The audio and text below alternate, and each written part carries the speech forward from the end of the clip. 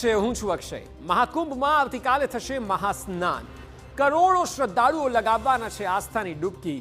જો કે છેલ્લા 48 કલાકથી મહાકુંભમાં જે તસવીરો સામે આવી, એ દ્રશ્યો સામે આવ્યા, તે ખૂબ જ ચોંકાવનારા છે। છેલ્લા 24 કલાકથી સ્થિતિ સુધરી ચોક્કસ છે, પરંતુ સૌથી મોટો સવાલ એ છે કે આવતીકાલે શું થશે। માનવામાં આવી રહ્યું છે કે આવતીકાલના મહાસ્નાનમાં 3 કરોડ કરતાં વધુ શ્રદ્ધાળુઓ આવી શકે છે। ત્યારે આપને બતાવીશું કેવી છે તૈયારીઓ, ગુજરાતી શ્રદ્ધાળુઓની કેવી છે સ્થિતિ, સાથે અત્યાર સુધી કેટલા શ્રદ્ધાળુઓએ લગાવી છે આસ્થાની ડૂબકી।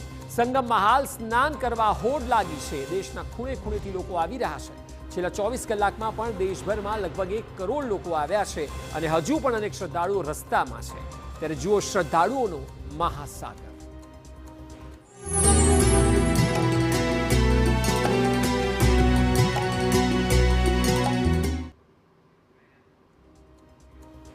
આપ જોશો તો અનેક કિલોમીટર સુધી લાંબો ટ્રાફિક જામ છે। રેલવેમાં ભયંકર ભીડ છે અને રસ્તાઓમાં અનેક કિલોમીટર અટકાવ્યા બાદ આવતીકાલે મહાકુંભમાં મહાસ્નાન થવાનું છે।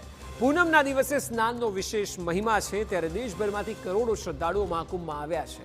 સવાલ એ છે કે આખરે કેવી કરવામાં આવી છે વ્યવસ્થા।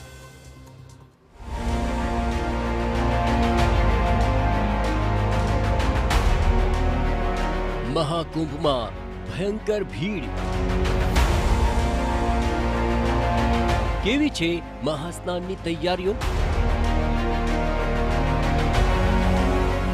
કેવી રીતે થશે અમૃત સ્નાન,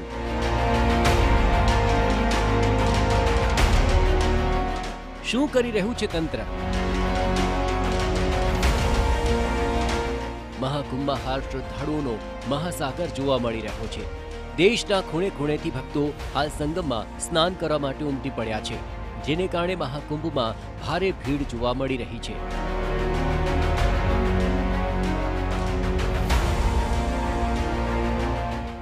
મહાકુંભનો 5મો સ્નાનોત્સવ 12મી ફેબ્રુઆરીએ માઘ પૂનમના દિવસે યોજાશે।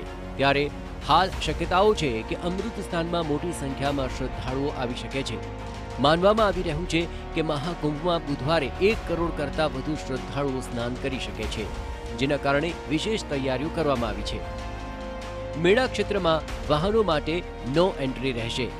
52 નવા અધિકારીઓ પ્રયાગરાજ પહોંચ્યા છે। ટ્રાફિક જામ ન થાય તેના માટે વિશેષ વ્યવસ્થા કરાઈ છે।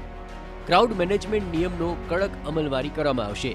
કમિશનર અને ડીઆઈજી રસ્તાઓ પર ઉતરી ચૂક્યા છે।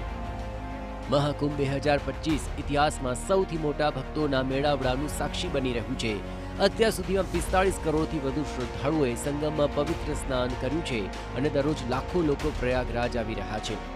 અભૂતપૂર્વ માનવ અને વાહન પ્રવાહનું સંચાલન કરવું એ કોઈપણ વહીવટી તંત્ર અથવા પોલીસ દળ માટે અત્યાર સુધીનો સૌથી મુશ્કેલ પડકાર છે। जो श्रद्धालुगण यहाँ पर आए हैं, करोड़ों की संख्या में उन्होंने स्नान किया है।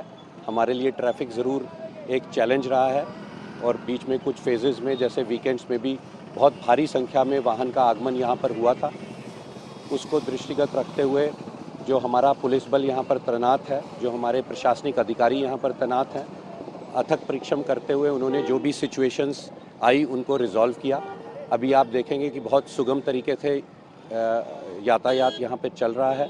મહાકુંભમાં ભેગી થયેલી વિશાળ ભીડની અસર માત્ર પ્રયાગરાજમાં જ નહીં, પરંતુ અયોધ્યા, કાશી અને મિર્ઝાપુર જિલ્લામાં પણ જોવા મળી હતી। પરિસ્થિતિને જોતા સંબંધિત જિલ્લા પ્રશાસને આ 4 જિલ્લામાં શાળાઓ બંધ કરી દીધી છે। તે જ સમયે ભીડ વ્યવસ્થાપન અને ટ્રાફિક નિયંત્રણ માટે લખનઉ અને અન્ય જિલ્લામાંથી પોલીસ પ્રશાસનના અનુભવી અધિકારીઓને મોકલવામાં આવ્યા છે। આ તમામ અધિકારીઓને તાત્કાલિક પહોંચીને પરિસ્થિતિને કાબૂમાં લેવા માટે કહેવામાં આવ્યું છે। विभिन्न मार्गों से आने वाले लोगों पे जो उस मार्ग की पार्किंग्स हैं वहाँ तक उनको लीड किया जाएगा। वो सब लोगों का स्वागत है कि वो लोग आएँ और इसमें हिस्सा लें। जो कल्पवासी हैं उनके लिए भी अलग से ट्रैफिक योजना तैयार की गई है, क्योंकि कल्पवासी अब इस स्नान के बाद वापस जाएंगे, तो उनके लिए भी हमने पूरा प्रचार प्रसार किया है कि किस डायरेक्शन में आने वाले कल्पवासी कौन सी पार्किंग तक अपनी गाड़ी लेके आएंगे। और फिर जब 12 तारीख को माघी पूर्णिमा का स्नान समाप्त हो जाता है, जब श्रद्धालुओं का वापसी हो जाती है, तो उसके बाद ही जो हमारे कल्पवासी हैं उनकी गाड़ियां अंदर आएं और उसके बाद उनकी भी निकासी वहाँ से होगी। મહાકુંભમાં પવિત્ર સ્નાનનો લહાવો લેવા માટે શ્રદ્ધાળુઓ ગુજરાતથી લઈ અનેક રાજ્યોમાં બસ, ટ્રેન કે કારમાં પ્રયાગરાજ તરફ પ્રયાણ કરી રહ્યા છે. જોકે આના લીધે પ્રયાગરાજની આસપાસના 100 કિલોમીટર સુધીના વિસ્તારમાં ટ્રાફિકનો ચક્કાજામ થઈ ગયો છે.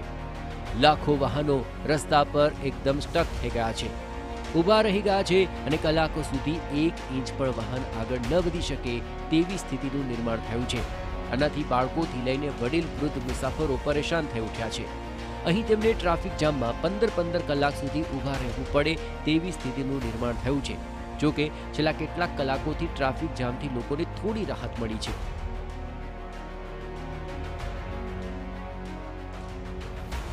કલાકો સુધી ટ્રાફિકમાં ફસાયેલા ઘણા શ્રદ્ધાળુઓની ગાડીઓના તો પેટ્રોલ ડીઝલ પૂરા થઈ ગયા હતા.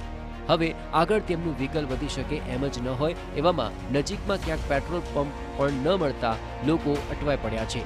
એટલું જ નહીં, શ્રદ્ધાળુઓનો ધસારો એટલો વધી ગયો છે કે પેટ્રોલ પંપ વાળાએ બોર્ડ લગાવવા પડ્યા હતા કે અમારે ડીઝલ, પેટ્રોલ અને ગેસનો સ્ટોક પૂરો થઈ ગયો છે. છતાં શ્રદ્ધાળુઓની આસ્થા અડગ છે.